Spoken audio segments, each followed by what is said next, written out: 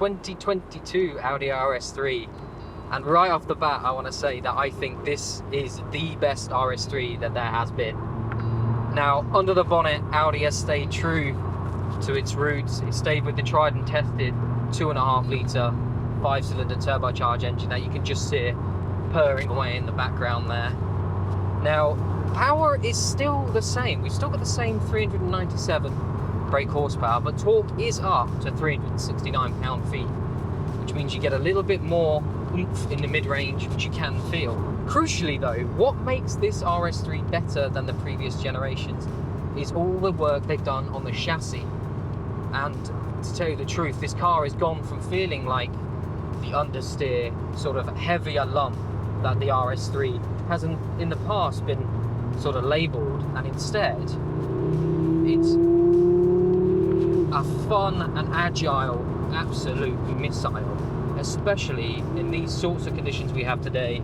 We've got really greasy roads out here today, pouring rain, but of course we've got Audi's beautiful Quattro system, and as I mentioned, Audi has spent a lot of time on this chassis, and what they've done to spicing things up is widen the track at the front by 33mm. They've increased the negative camber so that when you go into corners, the steering is far more sharp than it has been before. It wants to pull towards the apex more, and as I said, it feels more like a sports car than it ever has done before. Other changes they've made to the chassis comes with this new truck differential, which every hot hatch manufacturer is incorporating now. It's called the RS torque vectoring system. It's the same as what VW uses in the Golf R. Of course, it's probably slightly tuned differently here. Now, the Quattro system still delivers a 50-50 split between the front and rear wheels, but instead we've got two clutches which are attached to the rear differential. And what they do is that they can send all of that 50% of the torque to either of the rear wheels, which means that when you're coming out of corners, it sends the power to the rear outside wheel, helping you slingshot out of a corner and into the next one. And I can tell you, that in itself has helped just liven things up in these sort of higher flow, higher speed corners, and you can really lean on that outer wheel just to help you rotate the car slightly and just get you off onto the straight, onto the next corner in a blink of an eye. Now, mated to that 2.5 litre 5-foot engine, I'm sorry, I'm just going to have to listen to that one more time. As it climbs all the way to 7,000 RPM, that engine does pull all the way, and that mid-range is fantastic. It's mated to this S-tronic 7-speed gearbox, which changes are rapid as you would expect, particularly in the performance drive mode we've got now, which just sharpens up all the responses. We've also got an RS Sports exhaust system attached to this one. This is a launch pack car, and now sadly they are all sold out. And with that pack you've got this RS Sports exhaust system. You've got a few other bits that are nice. You've got the 19-inch wheels, darkened trims here and there, and it's helped make the car look a little bit more aggressive. Now, we've got the saloon format today. I think that looks a bit more elegant than the Sportback. Let me know in the comments whether you prefer the Sportback version or the saloon. I'm a big saloon fan. I think it looks more elegant, as I've just said, and I also like the rarity of them. Audi roughly sells 2 to 1 when it comes to Sportback versus saloon versions. Now, as I mentioned before, we have different drive modes. At the moment we're in performance mode, but we can just select through our drive modes here just to dial things back a bit. We've got efficiency, comfort, auto, and a performance mode. There's also an individual mode which you can tailor sort of the suspension, the steering, the exhaust system. You can tailor everything that is affected by the drive modes, including the adaptive suspension which we have here. We were just exploring the limits of performance mode. Now we've just dialed it right back down just to auto mode, just for the day-to-day driving, which ultimately an Audi RS model is all about. Yes, they've always been brutally fast. Yes, people have had their complaints about their excitement in the corner. I think this car has remedied that completely. And you also need it to do that every day-to-day driving. It needs to be the car you can take to work, and I'm pleased to say that everything does softened right down. Adaptive suspension, I think, now is one of those sort of coming onto those crucial sort of options you want to tick when it comes to purchasing a new performance car. What they try to do with a regular suspension is trying to keep the firmness, of course, but you're compromising comfort on the one hand, but you're also not getting the out-and-out performance that you would do if you had the adaptive damping.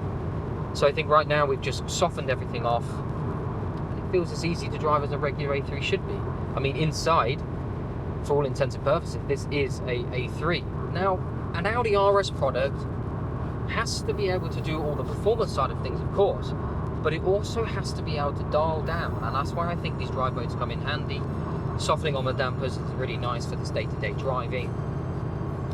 Throttle response dials down, steering gets a little bit lazier, everything just gets a little bit lazier. It's less focused on being as dynamic and as sharp as it needs to be. So that means you can just dial back, you can just take it on a long journey, and it doesn't feel too fussy on those long journeys either. I managed to do a sort of 200-mile motorway journey, and I achieved a sort of 31 mpg, which is bang on what Audi have sort of claimed from the WLTP cycle, and that was with a few little blips here and there to get by traffic or whatnot.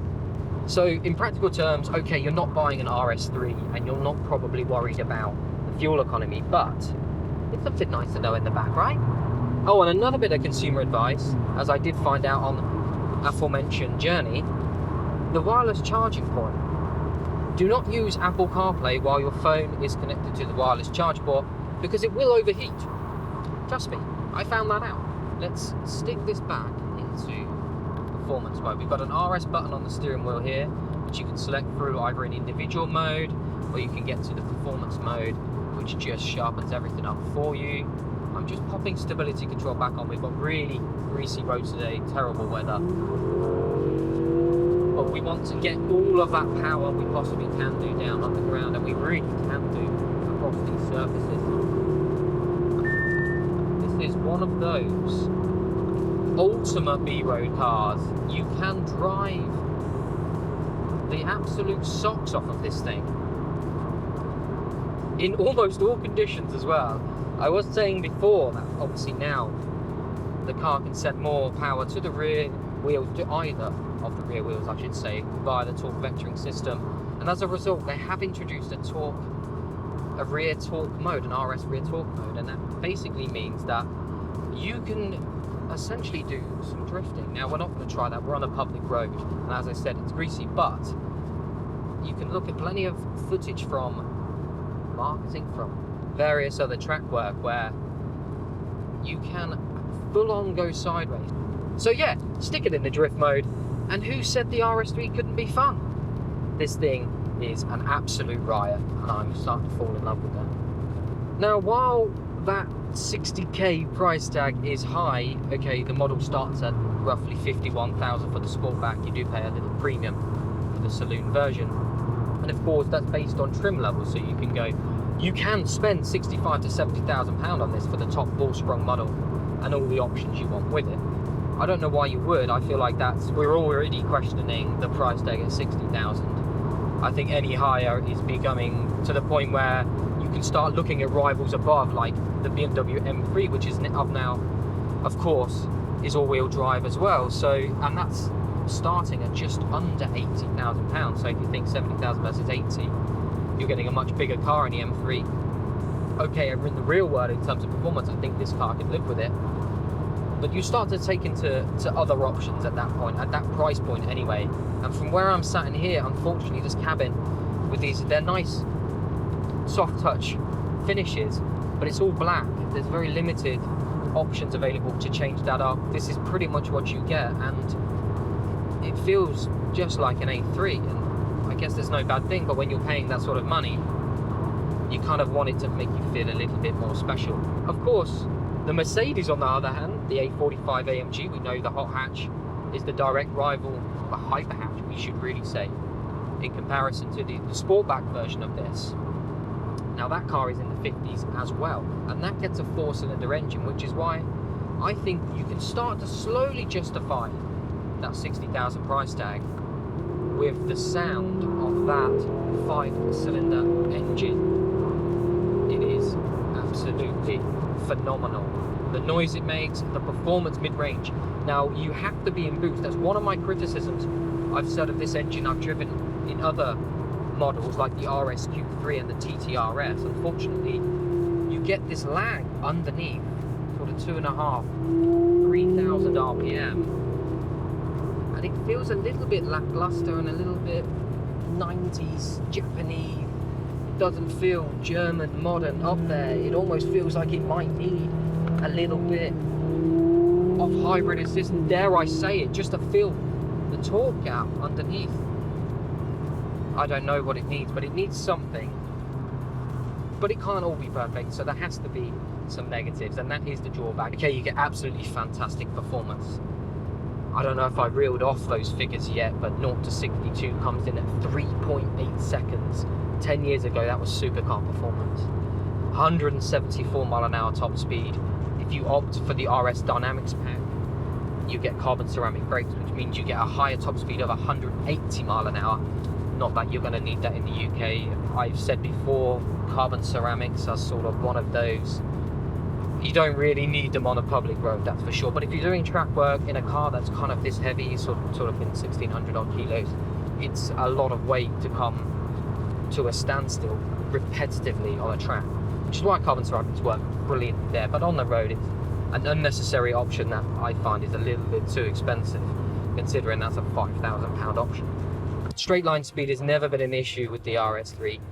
Cornering is where it's always had its issues, and with this new chassis changes, the agility, the excitement, it's bringing a smile to my face.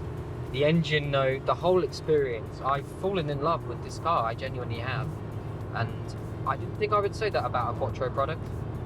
So kudos to the engineers who have turned what was once considered a fairly mundane car, okay, with ballistic straight line performance, into one that is fun just absolutely everywhere.